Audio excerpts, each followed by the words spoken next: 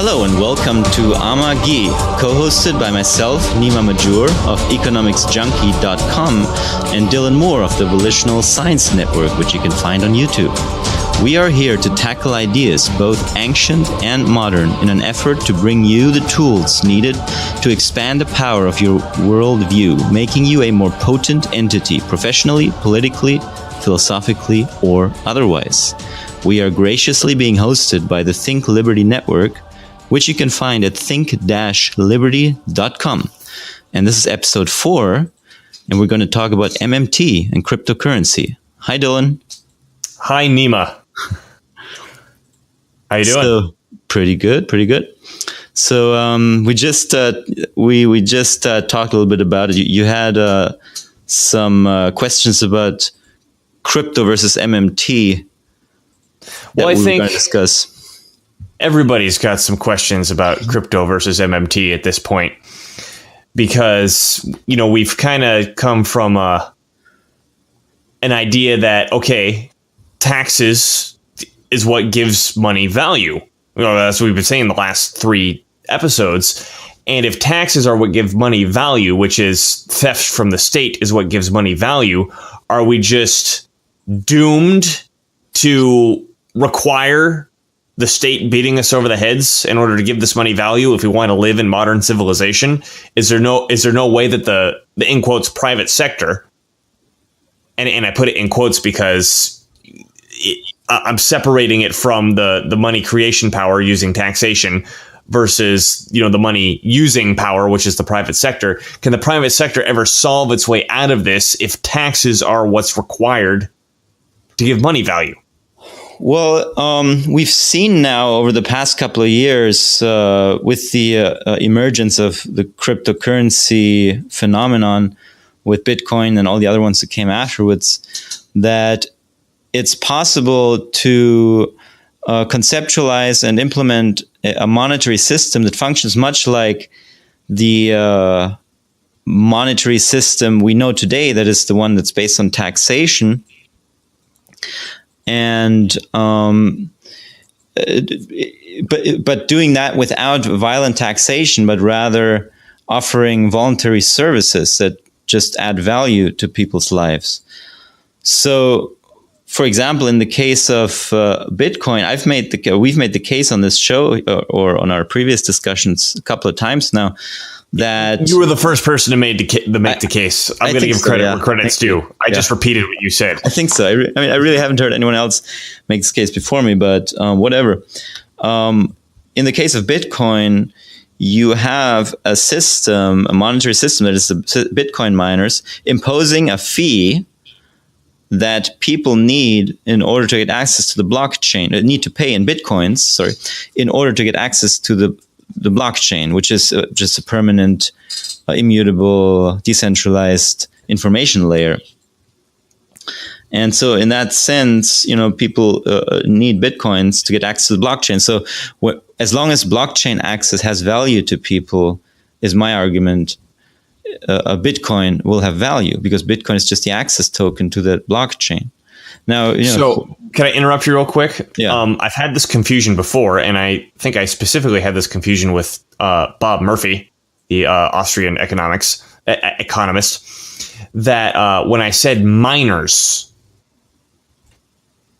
I think he thought I was referring to mining the Bitcoin, whereas we know that the miners, yes, they are mining the Bitcoin, but they're also the people facilitating the transactions. Yes.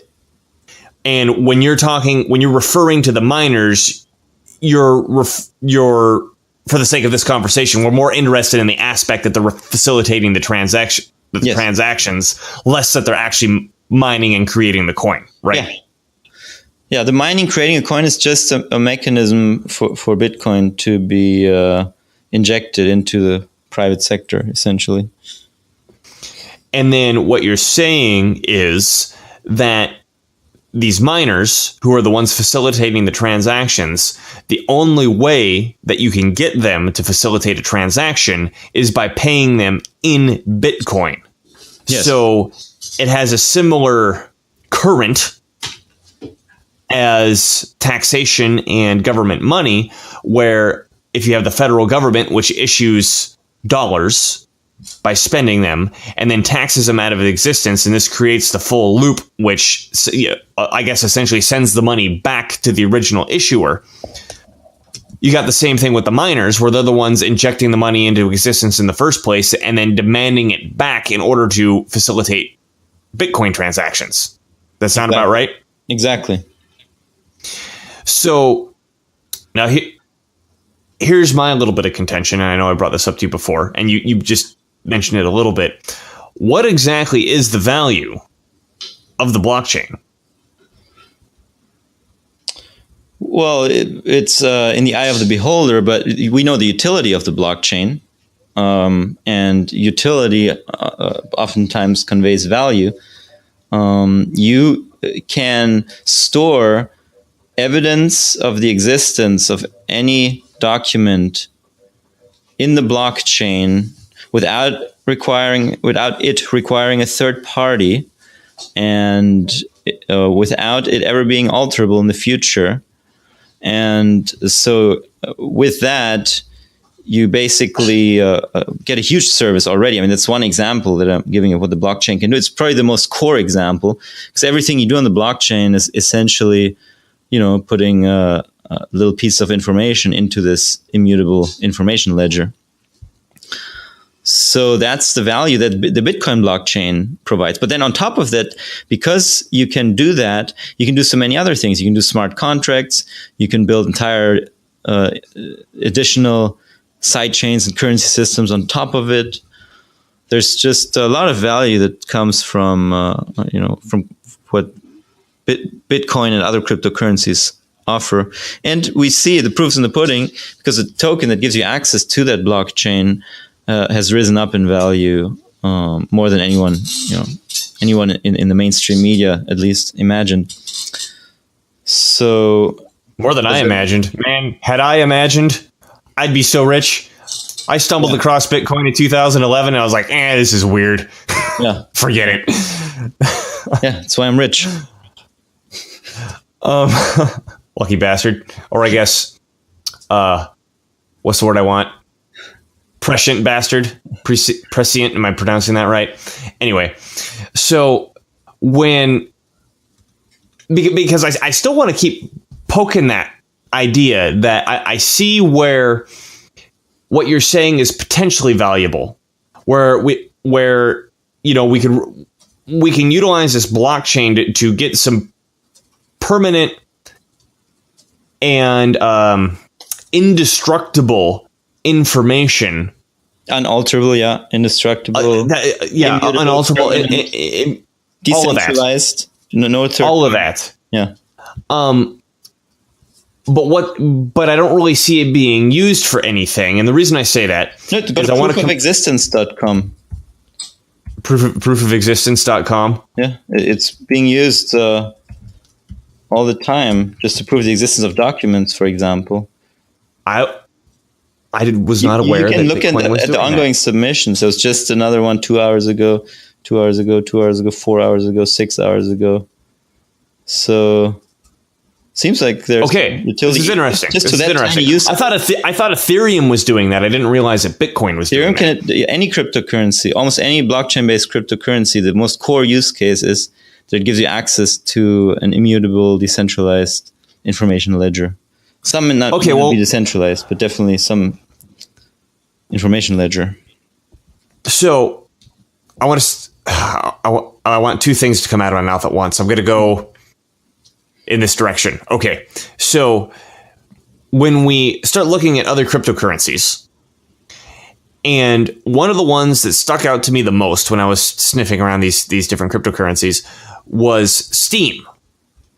Because of all the cryptocurrencies I'm holding, I realized that Steam was the only one that I was holding. And sorry, I didn't explain how it works. Steam gives you access to the Steemit platform, which is kind of a media presence, and it also gives you access to DTube, which is kind of a YouTube replacement. Whether or not they'll be that successful in replacing it, we'll see.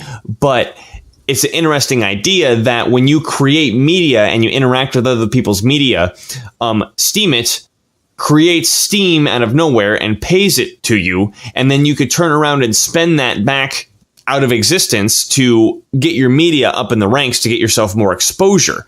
So in a similar fashion, what we were talking about with the taxation, where, you know, there's this loop that brings it back to the issuer, the actual service that Steem provides is media presence. And out of all the cryptocurrencies I was holding, I realized that Steem was the only one I was holding for reasons other than pure speculation. And that's when it really clicked to me, where, okay, what would a private currency need to look like? And I don't think the creators of Steemit understood this. I think they stumbled upon this by accident. But going back to what you were saying about a ledger that records documents, I'm sure many people who are listening to this have heard about people suggesting, I don't know if work has actually started on something like this, using blockchains to record chains of title, whether that's, you know, real estate or cars or, you know, whatever else has a title, airplanes. Because, I mean, if you've ever done any real estate, title's a fucking mess. It is so chaotic. No one ever knows what's going to come out of the woodwork, and that's why they have title insurance. Because even an insurance company has to come in and say, okay, we've researched everything that we researched, and we said that this is the person who owns it. However, you never fucking know, so we will insure the fact that if it turns out that somebody else actually owns this, we'll pay for it and fix it. How much of that could be alleviated simply by having, you know, what you were describing, Nima, this unalterable document where we could point and say, okay, here is all the relevant documents to this chain. It's all right here. It can't be changed. It can't be, you know, or at least it's difficult to fraud. Could you see Bitcoin moving in that direction? Possibly. I mean, Bitcoin. Actually, I don't know. You know, one of the big features of Bitcoin is that it's very inert and very slow moving, and it's not easy to change it, which is a feature, not a problem. But it's very useful as a base layer. But you can certainly build more complex solutions on top of that, because, for example, you can build smart contracts on Bitcoin through platforms like Counterparty. And I think people have even pretty much duplicated what you can do with Ethereum on Bitcoin, but it's not, I mean, it's not really used as much as Ethereum, which has sort of become the standard for token issues and stuff like that these days. But certainly there's way more that you can do with Bitcoin than, you know, people give it credit for. And there's probably going to be more down the road in the future. It's just that the focus in Bitcoin and the Bitcoin development is more on making it work properly. It's also the biggest use case, so it's gone through some pretty big problems that needed to be solved. So through that, it's become better and more sophisticated. So I think the priorities are just more on core protocol and security and anonymity right now. But there's so many more things that you can do on top of that. There's really no limit, I don't think. What about stability, though? Because, I mean, I don't know how many memes you've seen of Bitcoin flying around on a roller coaster. Yeah. It cracks me up every time I see one. But obviously these cryptocurrencies are extreme. Yeah, it goes in all directions. Obviously, cryptocurrencies are very volatile right now.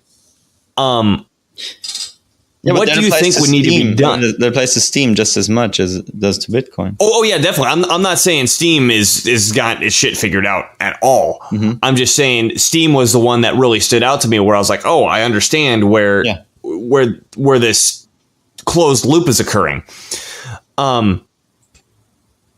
The conversation where I wanted to move the conversation is, what would a cryptocurrency, or I guess any private currency, it technically doesn't have to be crypto. I think it would. I think crypto demands it, otherwise it'd be too easy to counterfeit. But what would a cryptocurrency need to do to approach some level of stability that we see in stable government currencies today? Well, I think it would just have to rise to a value where it appropriately represents its value proposition and the supply and demand for it. Once all the people in the world have been informed about it and familiarized themselves with the concept, at least, a little bit. And that's going to take some time, I think. But at one point, you'll reach a level where when everyone holds it, or when almost everyone holds it, there's much less volatility in the market. And individuals' decisions to buy and sell will have much less of an impact on the overall value of the cryptocurrency. So your answer is it's something more that, 10 years ago, there may have been 20 guys using Bitcoin, and then a year later, there's 20,000. Mm-hmm. That inherently is volatile, where, maybe each year we're multiplying the number by 10. Yeah. Maybe, maybe that's a little too rough on the exponential side. Yeah, but the point still stands as Bitcoin goes through demand shocks all the time. Because so many more people learn about it, or it could just even be one person, but with very deep pockets. And then you'll have, it goes through a roller coaster for that reason. So, sorry to interrupt. But for example, go ahead. Imagine you have someone who has $1 trillion. Okay, let's not say a trillion. Let's say somebody who has access to 100 billion. 50 billion. Yeah, to $100 billion. And the Bitcoin total market cap is $1 trillion. So then with that $100 billion, if he bought a bunch of Bitcoins all of a sudden, or sold a bunch of Bitcoins in that amount, then it would have a pretty big impact on the market, because it represents 10%. Yes, 10% of the market cap. Right. Yeah. But now if you have Bitcoin's market cap at $100 trillion, then the $100 billion guy is not going to matter. It's going to show up as a blip somewhere on the radar. Interesting point. So these demand and supply shocks, they can't really happen as much when Bitcoin's market cap has gone up much more. In other words, when its price has risen to significantly higher levels than where they are right now. I think it's worth bringing up what you said a second ago as well. Just the people being used to it. Yes. We've had government money, arguably, for the last 5,000 years. Our granddaddies never remember a time when it didn't exist. It's probably cryptocurrencies. It's probably been for the past 50,000 years, maybe even 500,000 years. Who knows? Yes. Yes. At least in terms of written records, we have 5,000. Yes. But it goes back and back and back, and we're also ingrained with it that we have to have podcasts kind of trying to break down, okay, what exactly is money? It's like, the air that we breathe that we never paid attention to. Well, but when it comes to cryptocurrencies, it's like these are 10 years old. No one knows what the hell they are. Right. There's no history to go back and point and say, okay, well, they did this, back when Napoleon invaded Prussia, so that we could extrapolate, we got none of that. Yeah. So it is a very interesting point when you say, okay, as more and more people start to adopt this, it by definition can't have the legitimacy yet, because not enough of the world is participating. Absolutely, yeah. Another side I like to look at this from is that traditionally government, pre-welfare state, took care of very basic functions, stuff like court systems, police, military, keeping track of private property, chain on title, stuff like that. And when I don't think we mentioned this in our previous conversations that much, is that, taxation gives value to government money, but also the fact that you have to pay your fines and fees in government money. If you sue somebody or you get a civil fine, you have to pay that fine in the unit of account. And so, and that's another way that the money gains some value. And I mean, even when it comes to like property taxes, the property taxes are accounted in a unit of account, the U.S. dollar, if you're in the United States. But your property is valued in the U.S. dollar to begin with to figure out what those taxes are. So everything has very deep into like the bones of the governmental structure. This unit of account has been designed to measure things. So if a private institution were to start attempting to replace these functions of government, we already talked about chain of title. What about arbitration? What about private security forces? I'm not really sure how to talk about private military forces, so I guess I'll leave that one out of the conversation for now. But if it starts going in this direction where the traditional things that the government did and what it used its money for, or gave its money value with, if private currency started doing that, and in fact, add insurance on top of this, where it's if you want to use our insurance company, you must pay your premiums in the currency that we issued. Would you see these as stabilizing factors as well, Nima? Sure. To currency value. I mean, they could either be stabilizing factors or they could just be symptoms of the stabilization itself, because now the currency can be used in everyday transactions, so that enables a sort of private DRO environment or private insurance environment to replace government services. I could see that. Yeah. Explore that again. So you switched the cause and effect on me there. That the stability might be a symptom of the fact that it's already so universally utilized. Yeah, because so many people hold it. So many people want to hold it and have it in their portfolios. So it's become more stable. So then it also becomes a more useful medium of exchange, or sort of money substitute. So I'm just saying, that could then make the private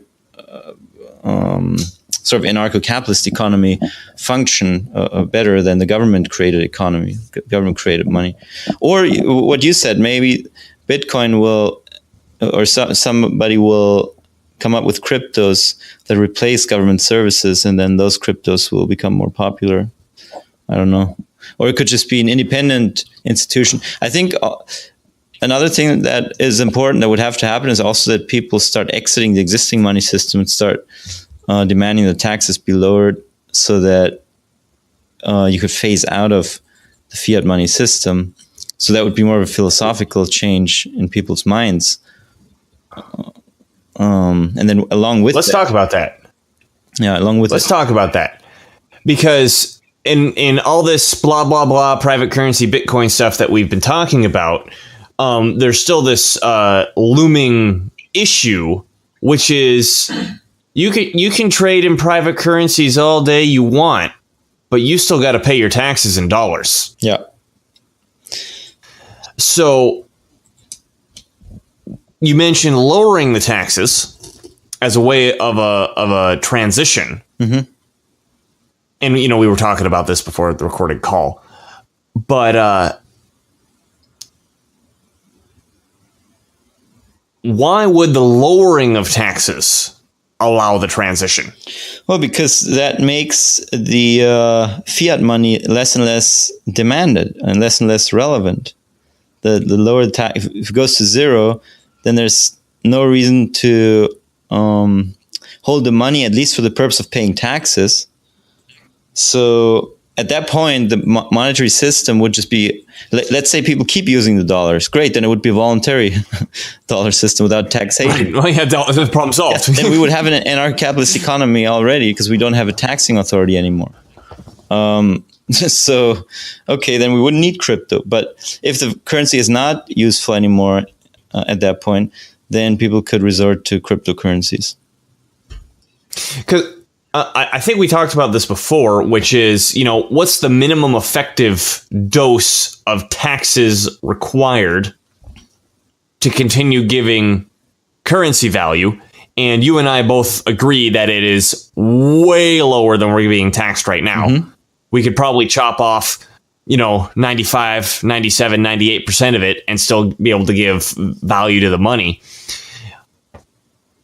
Are you suggesting once we hit that minimum effective dose that a transition might be achieved if we start going a little bit beyond that minimum effective dose and getting smaller and smaller? Yeah, I mean, that isn't that mathematically just what follows?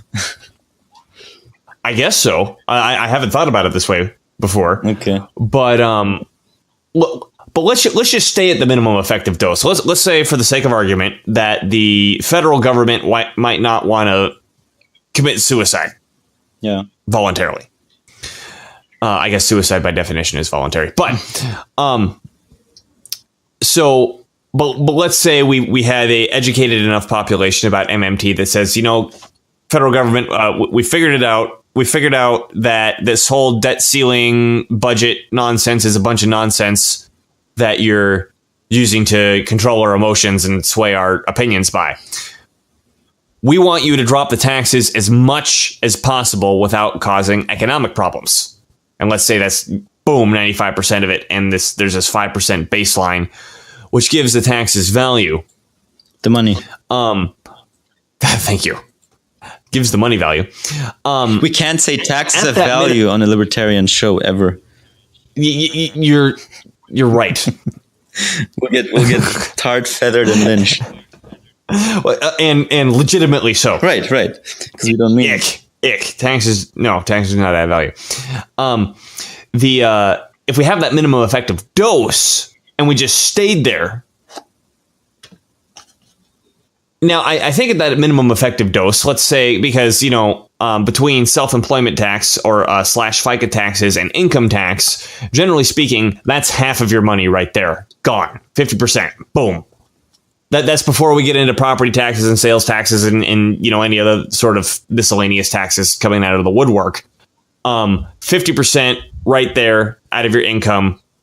If that were to vanish overnight, which you and I think it could, and there would still be other taxes, would that by itself give the opportunity for these other currencies to come in, because the demand for dollars would not be as extreme? Yeah, I think so.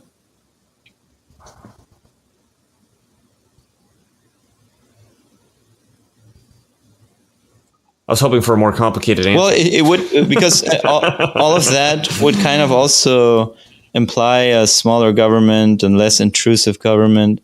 So that would all lend itself to allowing for a regulatory regime that is more conducive to cryptocurrency development and usage.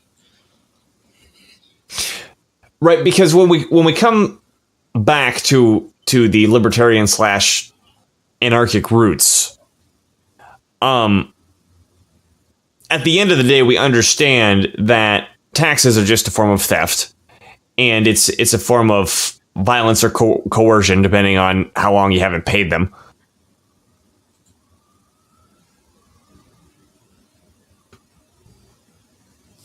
And there's no way to make a fully functioning society if the very essence of the way that we communicate with each other is by, the only way I can make your communication valuable is if I threaten you to hit you both. Yeah. How could that possibly make any sense? So if, again, as a transition, because we spoke with some other guys on the Think Liberty Network before, Vinnie Marshall referred to what he likes to call the Rothbard button, which is turn off all government now, big red Rothbard button. And all of us on the show agreed that we would not want to push that button because the ensuing chaos would not, I believe, and I believe you believe, would produce a very result in any sort of produce a very un-Rothbardian government. Yes, correct. So if we wanted a more Rothbardian government, and that being there's no legal means of coercing or using violence against somebody,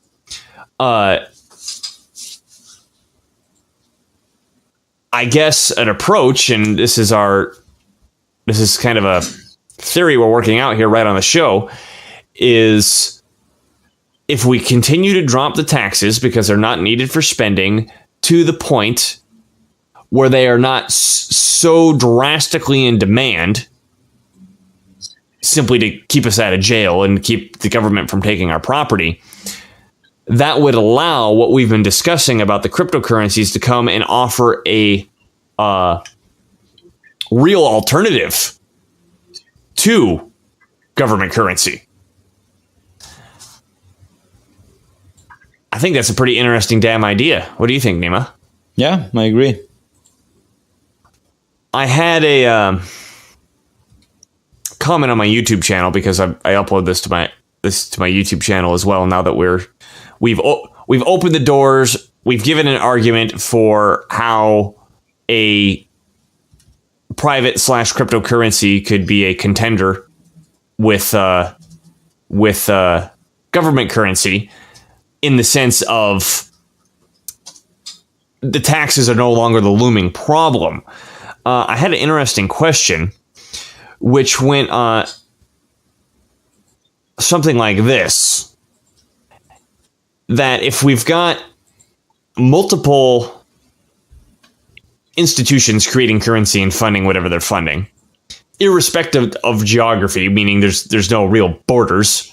There's no legal border saying, okay, you make that money over here and we'll make this money over here. The question was, what about wartime? If you've got these currency guys funding, or these currency institutions funding the blue team and those other currency institutions funding the red team to kill each other, but there's no geographical separation between the two, how would that sort of chaos be prevented in Afghanistan when we have all these multiple competing currencies? Well, I don't think the currencies could do anything about that. But if we're in Afghanistan, I assume that we have DROs, which stands for Defense and Restitution Organizations, and private insurance companies whose existence would just make the existence of war very unlikely. It would be very difficult to amass an army or, helicopters and tanks, etc., because then your DRO premiums would freak out, go up, etc., etc. So I don't know I don't think in this imaginary scenario, I don't think the cryptocurrencies could solve the problem, because they're just a medium of exchange or verification, etc. And access. Well, and I think specifically this guy's concern was that I feel it's a little silly the way you phrased it. If there are no borders, go along with it. If there are no borders, then how is there any war? And how do you use the word war to begin with? I agree. I would go as far as to say is if you did end up in a situation where somebody did amass enough of an army to go start attacking people, and a resistance was generated in response, you immediately would have borders.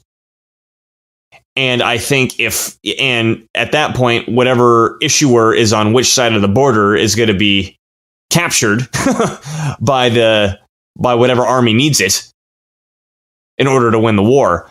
So, because the guy's concern, I guess, was specifically if you've got most of the cryptocurrency supporting one side, but only one supports the other side. And by support, I guess they're spending money into existence to create war materials. Well, that's the first problem already. The cryptocurrencies don't support anyone. They are not people. They can't act in this manner. They are tools used by different individuals. So, but what if you had a centralized one? What going back to if we have an institution, like I mentioned, that the institution generates it for its services, let's say a DRO. That would be a shit cryptocurrency that nobody wants to use if it was really centralized. It would have no value, and thus none of this would happen. The whole point of cryptocurrencies is that they're decentralized. Yeah, I agree. But I wanted to bring the comment up because I think it's an interesting thing to talk about, because that's always one of the first, and I think a very legitimate concern is we're in Afghanistan and no one has the ability to generate an army. Well, what happens if somebody generates an army? Despite the fact that no one was supposed to have the ability, how do you muster a defense? And I think the answer is, like you said, is if things are decentralized in such a way, there shouldn't have been any ability for anybody to do that. Right. Or let's say he does it, like you said, then you just have everyone else throw in a 10 cents to build a nuclear bomb to nuke that individual into oblivion. And then that would be the end of that, and it wouldn't have cost anyone much. I mean, the actual defense isn't very expensive, I don't think. It's just what we currently call defense is just a perversion of that, I think. Yeah, makes me think of Carol Quigley, which will be a good other show to talk about. Yes. Is Tragedy and Hope. Yeah, and specifically the one I was thinking of was his Evolution of Civilizations, where he discusses the what he considers to be the prime economic factor which drives civilizations. How what he calls an instrument eventually becomes an institution, and he specifically brought up armies, where an army whose original purpose is to defend a people. Yeah. May do that at the beginning, and then the war is over and they come home, and then they need something to do. And the army, whose original purpose was to defend people, suddenly the purpose is now paying and feeding soldiers and doing drills and getting pensions and all this other stuff. And then by the time they actually do get attacked, the army can't really do what it was originally intended to do anymore, because it's been completely morphed into this other thing. Yeah. No, that's what happens. So, yeah, and I mean, as you said, what we see as defense now is, I think, more of what I just described right there. Probably everywhere in the world. Right. Anyway, so I think that was a unique spin for the internet on cryptocurrencies and MMT's view and our particular view. I think this is worth pointing out. Most MMTers think cryptocurrencies are a bunch of shit. They say you have to have taxes in order to have money. Cryptocurrencies don't tax. They can't be money. Forget it. There's no such thing as private currencies. Most MMTers are saying that. So we're kind of unique beasts where, again, I got to give credit where credit's due. Nima was the one who pointed this out. I'm just repeating it. But I think it's a good idea that we could use MMT to understand how a currency could be formed privately. And particularly, Nima, we did not insult the barter theory of money yet in this show. What are we doing? Because most people look at a Bitcoin and they try to give it value via the barter theory of money. Yeah, the regression theorem. Yeah. The regression theorem, which, reminder to everybody, theorem is only the word theorem is only supposed to be used in the realm of mathematics. Even if you get into physics, you start using the word theory. The theory of gravity, the theory of relativity. It's not theorem. There's some serious audacity for the author of that name. But if we come at money and say, okay, the barter theory does not explain the value of money. What does? And we turn around and say, oh man, oh my God, it's the state theory that explains the value of money. Well, how do we get to private currency from here if the state created money? Well, instead of just, throwing the whole thing away and saying, okay, I guess, we need the state in order to have civilization and, backed by money, because we can use money, we can extract the principles, and the principles we were able to extract is money has an issuer that also happens to be the end demander / destroyer of that money, which creates, I guess, literally a current, like an electrical current for a currency to have value. Yeah.